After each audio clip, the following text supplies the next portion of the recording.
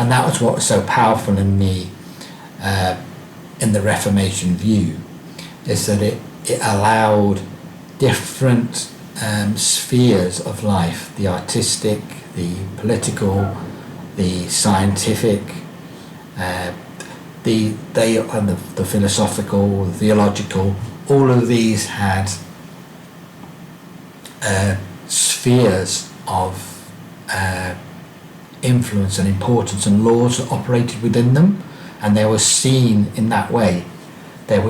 And so you can see that the transcendental of the Trinity, it allows and gives basis for those principles, that they're not just arbitrary or socially constructed or inductive generalizations. They are something much stronger. They're based in the character of God. So I hope that it's just a little bit of an introduction to proof and the transcendental argument, and I'm sure we will, and the promise and the power of the transcendental approach, because the transcendental approach is really trying to dig down to the big, deep philosophical questions of how can you justify what your knowledge is. The second half of the 20th century, in many ways, the epistemology collapsed. The big questions of philosophy, people said, you can't answer them, we don't need to answer them, we can get on with our little micro analysis and we don't need to understand the world. In fact, the world's not even understandable. And in a sense, the whole process of philosophy, the whole discipline of philosophy it's been abandoned. And so in a sense, the great promise, and what I'm trying to do in my own work, was to say that if we understand the assumptions of what we are even assuming when we're behaving as scientists, when we investigate what our perceived presuppositions are, what those transcendental principles, presuppositions, transcendentals, close synonyms, what are presuppositions of life. When we identify our presuppositions of life, then that should bring us back and actually say, it's almost like a call, yes, there is God. It's not as if it's like just a convenient starting point, but it's a transcendental. It's not arguing that God has to be necessary for, say, in a particular case. It's actually saying that it gives an overall coherence and possibility for scientific laws in the first place. It's God, in declaring his commitment and making his covenant, has made science possible. So that's one of the key distinctive of Christian transcendental philosophy, is that this evidential tussle that happens in evidentialism when Christians are arguing with, say, non-Christians about, say, evidence for the resurrection, or evidence that the bones of Jesus here, or arguing about particular instances which can be, if additional evidence comes to mind, if you founded, say, your argument on some archaeological fact, and then another archaeologist 20 years later or a century later then says, well, actually that was incomplete, this is a better understanding of it, you then have, it can then invalidate everything that's been built on that, and you have to rebuild or reevaluate, or then go and do some extra research. Whereas the transcendental approach is just saying that the very concept of evidence, and you actually being able to say with some sort of determinism, even to get the transcendental question is actually saying what is evidence? Why is evidence possible in the first place? And so you can see how important a transcendental analysis is because you're actually asking those questions, like what is, what do we mean by science? What do we mean by evidence? What do we mean by, we're not just saying, oh well, something in the philosophy of science which was quite popular for a time was the pragmatic, particularly the pragmatic approach. It was, well, whatever we do when we call ourselves scientists, whatever scientists do, and whatever method it is that we're presenting in science, that's the model for rationality. And in some ways, that's very, very close to logical positivism, which was why the positivists and the pragmatists were in some ways competing for the if you like, the soul of 20th century science during the sort of like the 30s and the 40s. That was the time where there was the most activity within sort of the American pragmatism and with the logical positivist movement, which was ended up being centered in the US. And they're very similar in that sense, is that your basic way of doing things, and of actually saying, well, we can't dig beyond a certain level. We're just assuming certain things are true. We're not asking the big questions. We just want to solve problems. So we had the different manifestos. So, but the great thing about sort of like transcendentalism is that you are moving beyond that. You are actually saying, right, why are these things working? Why does science work? What are we assuming that says why would scientific analysis be useful? Why is it working in the same place? What are we assuming? And so my whole work in the sense is to put meat on those questions, rather than, and to try and, because they're bold statements, aren't they, to say, well, God's the transcendental that sort of guarantees all other transcendentals, because you could be, like in the sense like Kant was, he came up with a psychological analysis which was to provide the transcendental basis for our understanding, which was based on reason alone. It wasn't making reference to his psychological apparatus. Didn't make any reference. Didn't import in any theological principles. Didn't assume any theological principles.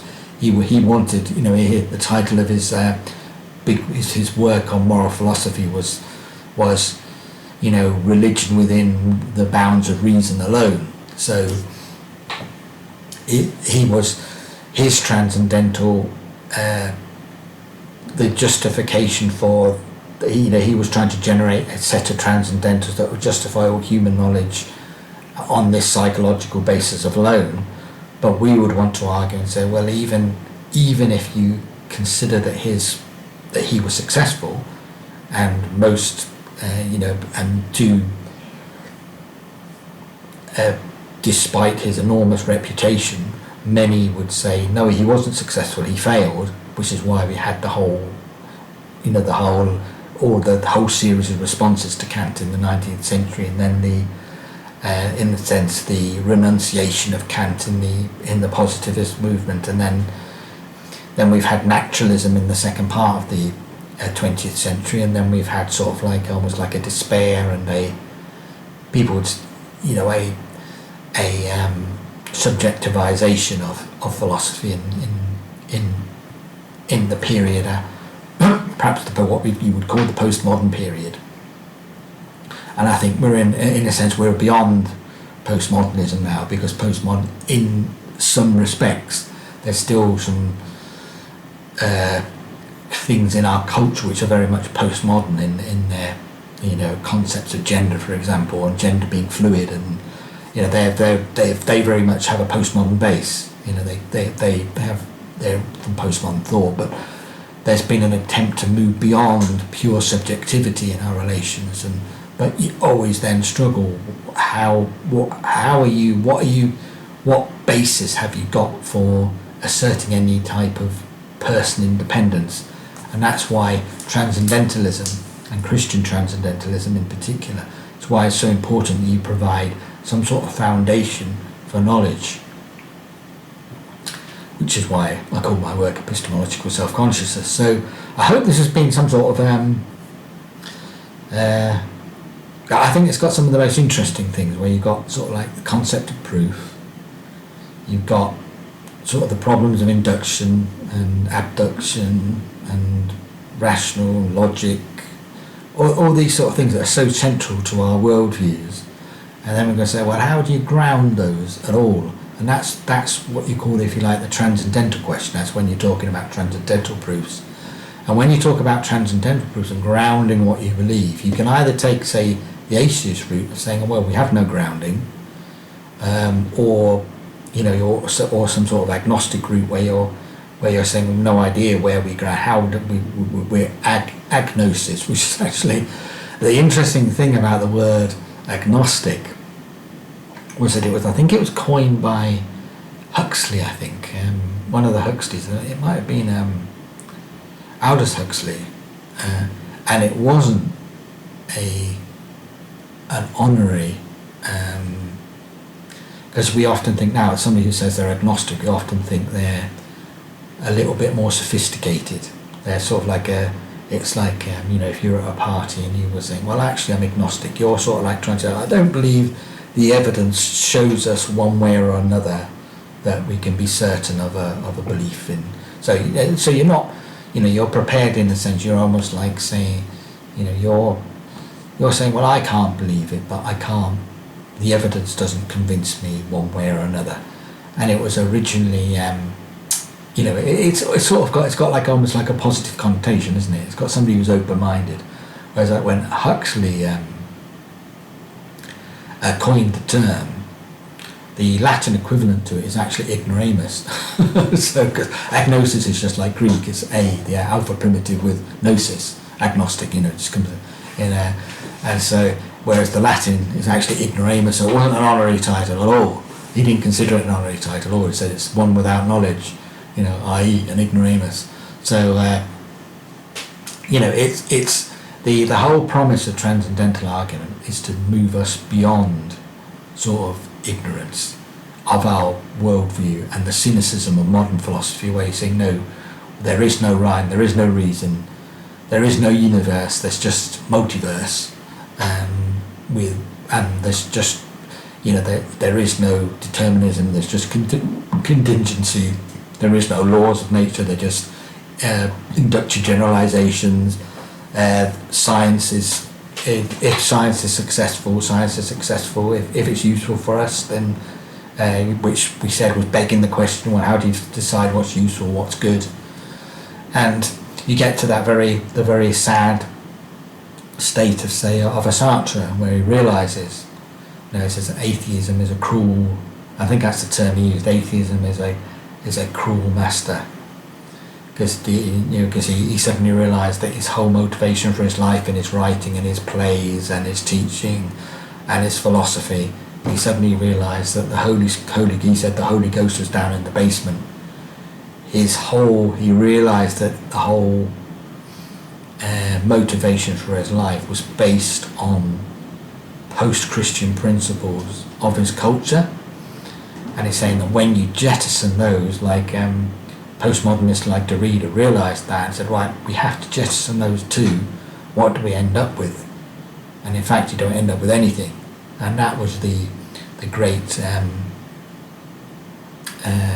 deconstructionist movement and the, if you like, the anarchism, the intellectual anarchism that came into that movement of denying that there was any meaning in texts and denying there was anything normative. And the ethical implications of that, the chaos in some aspects. Gender studies is a great example of the chaos that results from denying that there's any sort of normative basis for gender, or any biological basis for gender. And so the whole the implications of this view, that I think that's the great thing, the consequences and implications of abandoning any sort of transcendental conception of philosophy, we see all too easily. Okay, so I think will I leave that there? Yes, I think what I'm probably going to pick up on, I will do a more formal study of transcendental, but this was meant to be almost like be a precursor to me talking about I was originally only going to talk about proof today, and then I've gone off like I normally do and sort of got into the meat a bit more. But I will do another one where we're just talking about, try and be a little bit more formal about a transcendental argument and actually say, the logical form of it, assume X, X implicitly assumes Y is what we're arguing about. But the skeptic accepts X, they might not accept Y, but if they accept X, the transcendental argument is demonstrating that they're assuming Y by accepting X. So that's the promise of the power of the transcendental argument, is that you are demonstrating to the skeptic that they can't get the skeptical argument off the ground without assuming what they're contradicting. So thank you very much. God bless you, and I'll see you next time.